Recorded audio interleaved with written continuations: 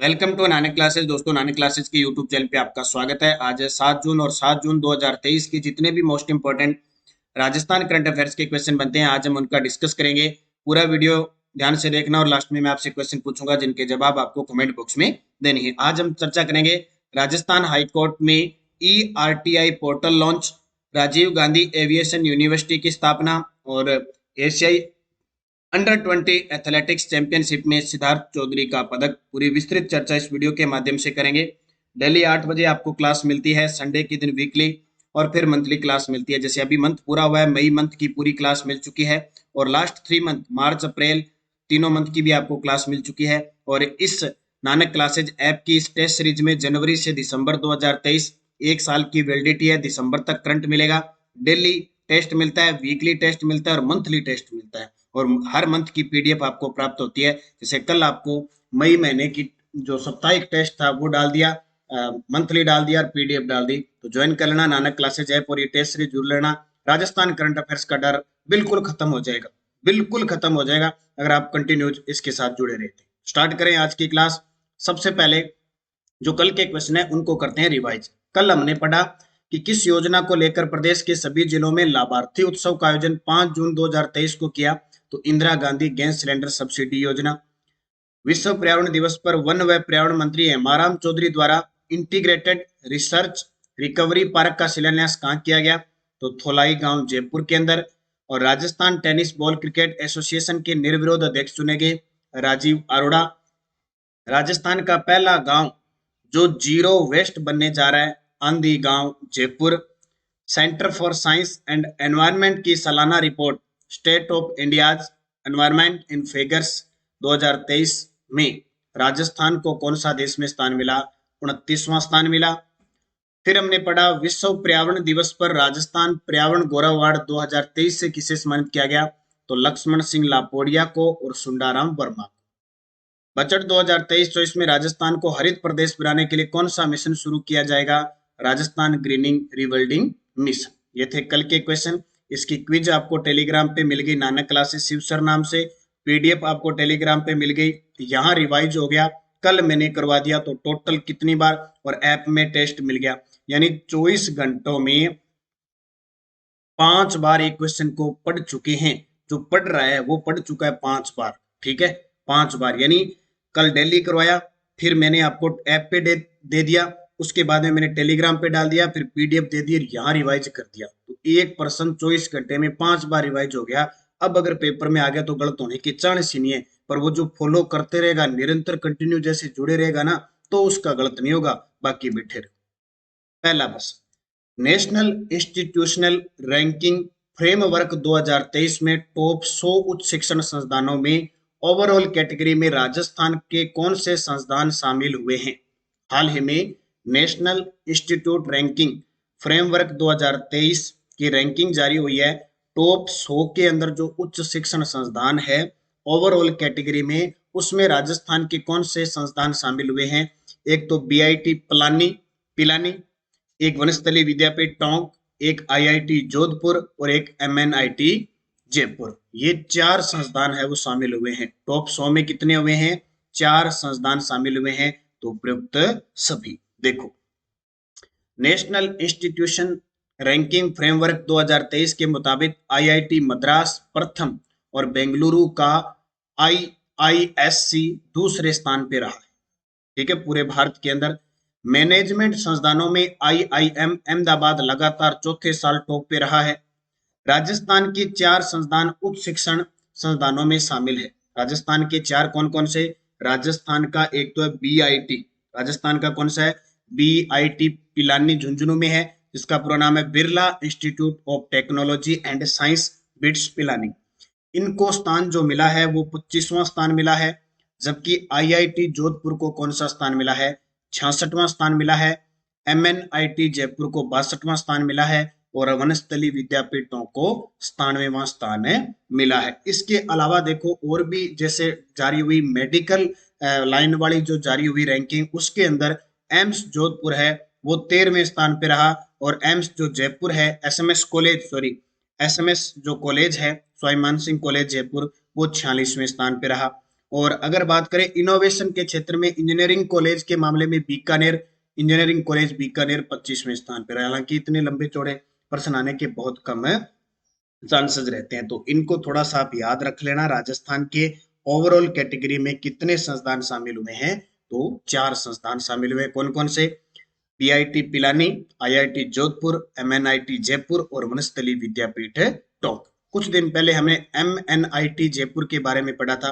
कौन सी घटना पढ़ी थी? ठीक है, हमने पढ़ा था एमएनआईटी का पहले तो आपको मतलब पता होना चाहिए, मालवीय राष्ट्रीय प्रौद्योगिकी संस्थान।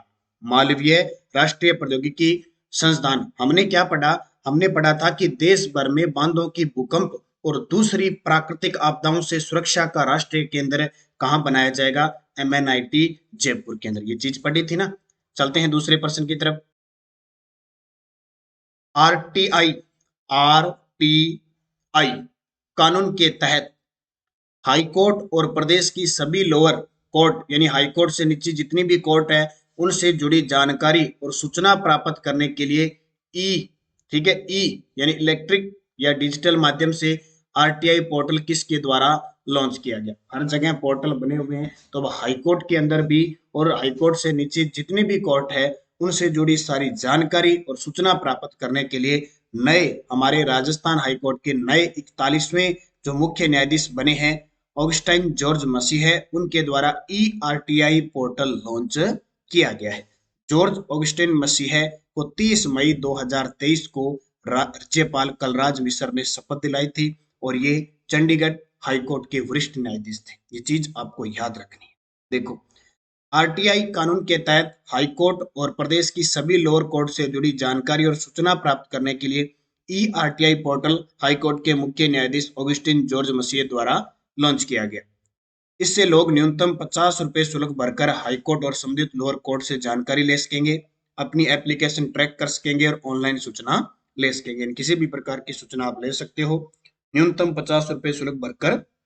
इससे संबंधित चाहे हाई कोर्ट से संबंधित हो चाहे लोअर कोर्ट से संबंधित हो। तो इसका ये प्रश्न पक्का बन गया कि कौन सा ईआरटीआई पोर्टल किसके द्वारा लॉन्च किया गया? तो नए मुख्य न्यायाधीश ऑगस्टिन जॉर्ज मसीह के द्वारा लॉन्च किया गया।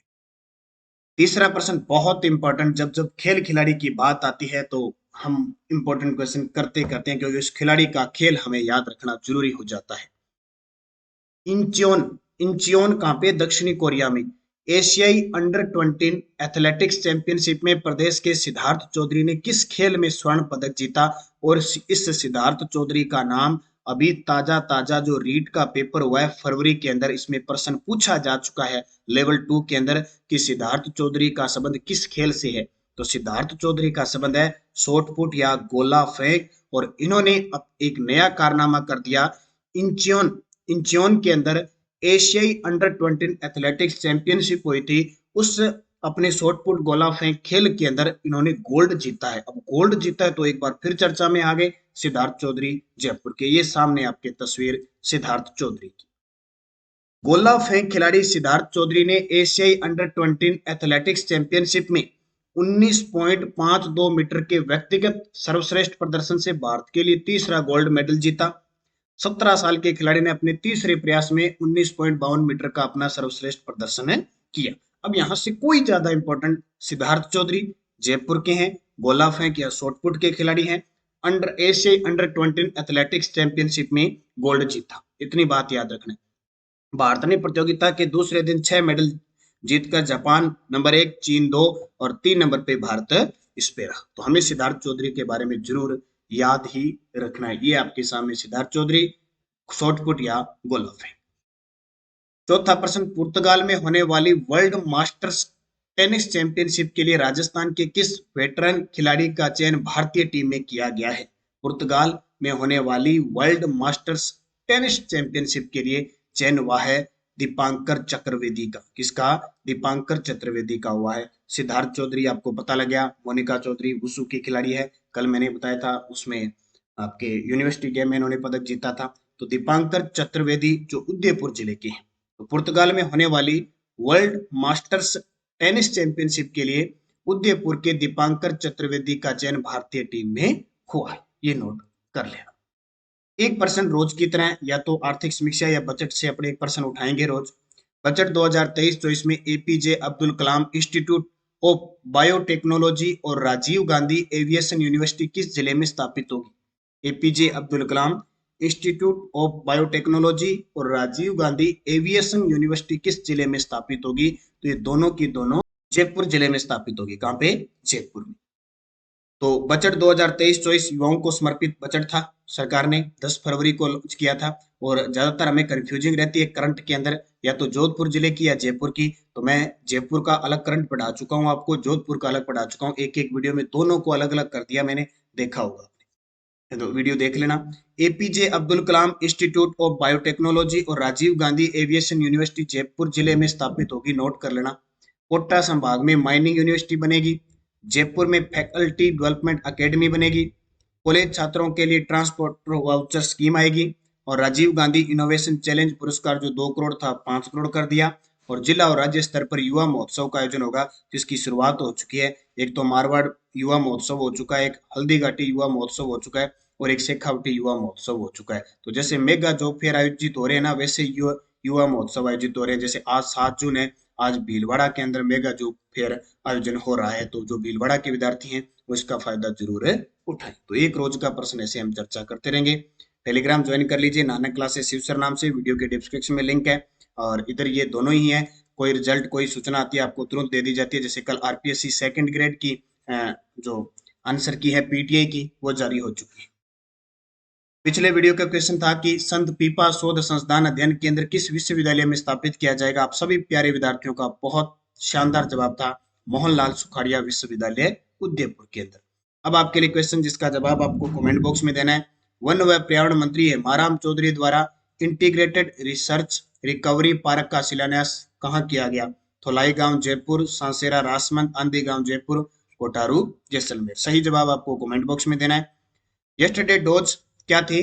गोसुंडी शिलालेख किस लिपि में है? ब्राह्मी लिपि में। और सबसे पहले भागवत का या वैष्णव धर्म का जो मिलता है शिलालेख, इस शिलालेख में जानकारी मिलती है। जूनागढ़ प्रशस्ति बीकानेर के अंदर जेता इसके रचयिता है। राज प्रशस्ति रणछोड़ भट्ट राज सिंह के समय रची गई।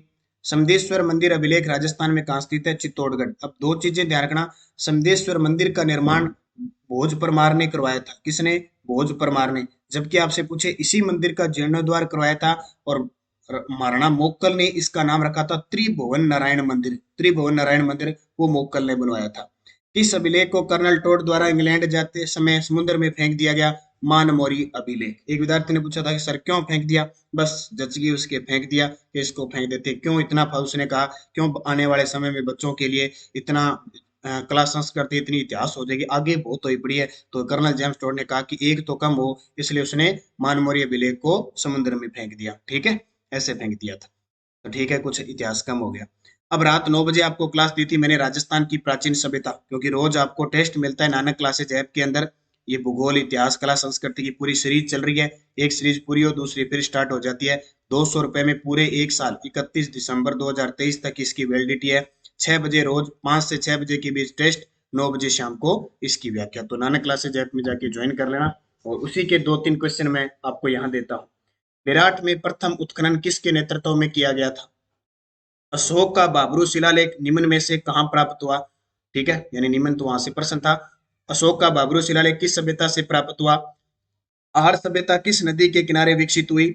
मछली पकड़ने के कांटे किस सभ्यता से प्राप्त हुए?